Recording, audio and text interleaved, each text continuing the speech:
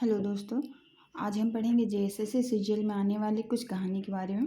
तो आज हम पहला कहानी शुरू करते हैं। कहानी का नाम है कंगन और चूड़ी।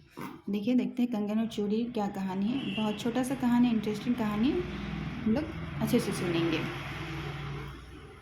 तो स्टार्ट करते कहानी। आसे पासे दुई गो राजा रहे। एक राजा कर एगो बेटा और दूसर कर एगो बेटी रहे।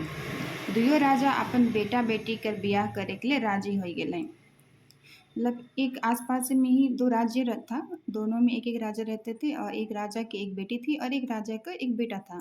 दोनों राजा जो है आपस में अपनी बेटा बेटी का शादी कराने के लिए एग्री हो गए। टिकाल दिन बियाह ले बारात गए और बढ़िया से शादी भी भेलक। टिकाल दिन मतलब कि जो डेट फिक्स किया गया था उस दिन बारात गई और शादी भी अच्छे से हो गया। राजा अपन बेटी के दहेज में दिलक कंगन और चूड़ी। मतलब राजा अपनी बेटी को दहेज में कंगन और चूड़ी दिया। यह दहेज कर कंगन और चूड़ी के लेके चल गए। मतलब जो राजकुमारी थी वही दहेज में मिला कंगन और चूड़ी लेकर के अपना ससुराल चली गई। होत कदर राजकुमार के उकर स्त्री हर कहले, मतलब जो राजकुमार थे उसकी बीवी बोलती है, स्त्री मतलब बीवी कहती है, हे राजकुमार बाद में जब मैं मर जाबू हल्ले रोले दोबारा बियाह मत करब। मतलब हे राजकुमार बाद में अगर हम मर जाते हैं तो अब दूसरा शादी मत कीजिएगा। होद करते राजकुमारी मर गई। मतलब कुछ समय बिताया आप काम करते रिश्ते निभाते राजकुमारी कुछ दिनों बाद मर जाती है। राजकुमार अपन बोहरिया कर बात के याद रखे से पहले शादी ले तैयार नहीं भेले। मतलब कि राजकुमार अपनी बीवी का बात को याद रखा था, इस वजह से वो शादी के लिए एग्री नहीं हो रहा था। मुदा कहे सुने के बाद राजकुमार दोसर बियाह कर ले। मतलब सब राजकुमार को कहा होगा तो सबका बात सुन करके फिर राजकुमार दूसरा बियाह कर लेते हैं, दूसरा शादी कर लेते हैं। अपन नया बहुरिया के पहले बहुरिया कर कंगन और चूड़ी के दिलक। मतलब राजकुमार जो थे अपना जो नया शादी किए थे उसको अपनी पहले वाली शादी में जो उनकी पत्नी को मिला था कंगन और चूड़ी उसको दे देते हैं। राजकुमारी जब नैहर गेलक तो वो कंगन और चूड़ी के पिंध के गेलक। मतलब जब राजकुमारी अपना मायके गई तो वो जो राजकुमार उसको कंगन और चूड़ी दिए थे उसको वो पहन करके अपना मायके जाती है। नैहर में वो कंगन और चूड़ी के सबके दिखालक, सबको अपना मायके में दिखाती है अपना कंगन और चूड़ी को। सब कंगन और चूड़ी पिंधल पर राजकुमारी कर सुंदर कर बखान करे लगलें। मतलब उसका कंगन और चूड़ी को देख करके उसके बाद राजकुमारी का सब तरफ गुणगान होने लगा कि बहुत सुंदर है, राजकुमारी खूबसूरत लग रही है वगैरह वगैरह। राजकुमारी कर मुँह लगी धंगरीन कहलक, एगो हाथ तो बहुत बेस लागेला मुदा दूसर हाथ नहीं बेस दिसेला। मतलब राजकुमारी की जो नौकरानी थी वो थोड़ी मुंहफट थी, तो वो उसको राजकुमारी को बोलती है कि एक हाथ तो आपका बहुत अच्छा लग रहा है लेकिन दूसरा हाथ आपका बिल्कुल भी अच्छा नहीं लग रहा है। ये बात के सुन के राजकुमारी सुइत गेलक। मतलब ये बात सुनने के बाद राजकुमारी जो है नाराज हो जाती है और उसको अच्छा नहीं लगता है, फिर सो जाती है नाराजगी दिखाने के लिए। केकरोहो आवल और उठाल से वो नहीं उठेला। मतलब कोई भी उसको आ रहा है उठाने के लिए तो वो नहीं उठ रही है। ये बात कर खबर राजकुमार के दिल गेलक। राजकुमार आलक और उके उठाए कर कोशिश करलक, सेकड़ों में नहीं उठलक। मतलब राजकुमारी सो गई है, उठ नहीं रही, इस बात का खबर राजकुमार को दिया जाता है। तो राजकुमार आते हैं, राजकुमार भी उसको उठाते हैं पर वो उठती ही नहीं है। फिर आगे देखिए। नहीं उठे के कारण राजकुमार के बताल गेलक कि ओकर एक हाथ में जैसन कंगन और चूड़ी आहे उसने कंगन और चूड़ी दूसरों हाथ ले खोजत थे। राजकुमार को बताया गया कि राजकुमारी क्यों घुसाई गई है,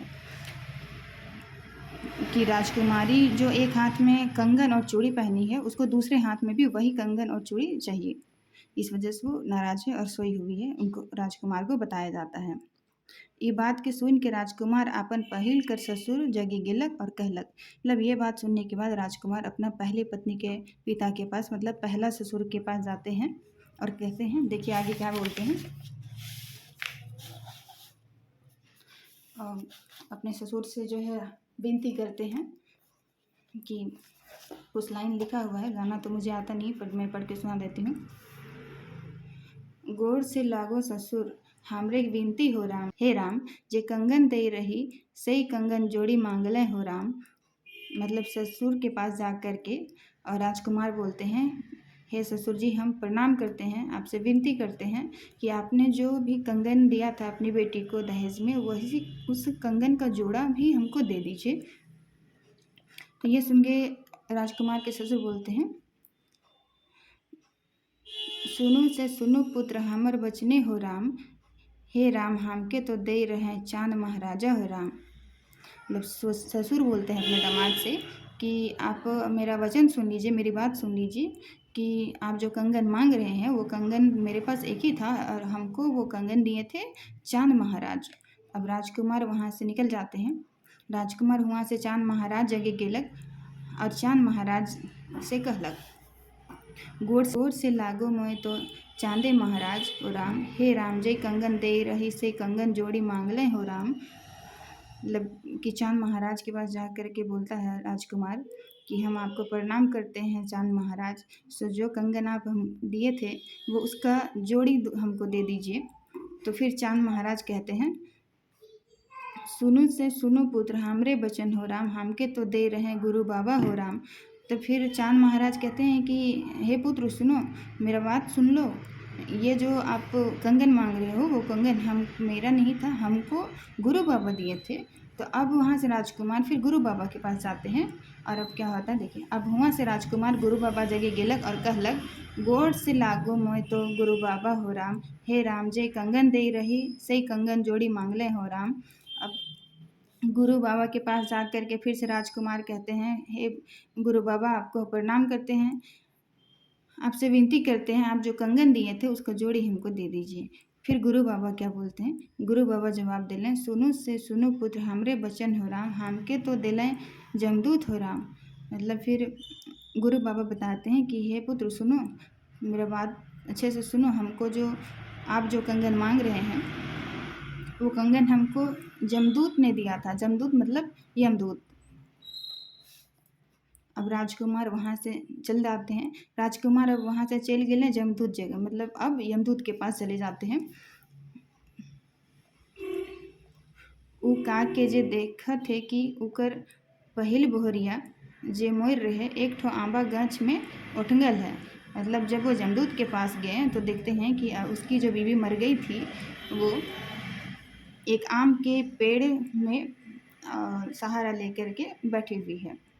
उकरे बगल में कंगन और चूड़ी कर पोटरी मड़ाले है। मतलब उसके बगल में ही वो एक कंगन और चूड़ी था वो रखा हुआ है। उ जगह राजकुमार के जाय के नहीं दिलें।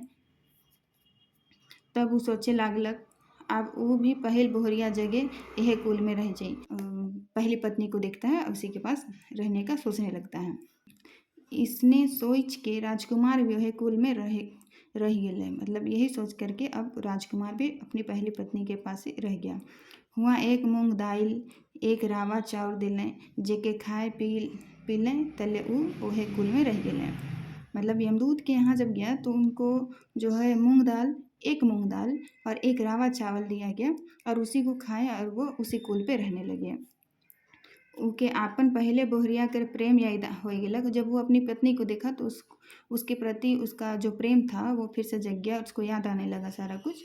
प्रेम उनके हुआ रहे से मजबूर कर दिलक। मतलब अपनी पत्नी के साथ जो लगाव था, प्यार था, वो सारा कुछ याद आने लगा और इसी कारण है कि वो अपनी बीबी के पास ही यमलोक में ही रह गए। तो कहानी बस इतनी ही थी, छोटी सी कहानी थी। उम्मीद है आप सबको समझ में आया होगा। अच्छे से सुन लीजिएगा, अगला जो कहानी होगा वो हम फिर से लेकर के आएंगे। धन्यवाद।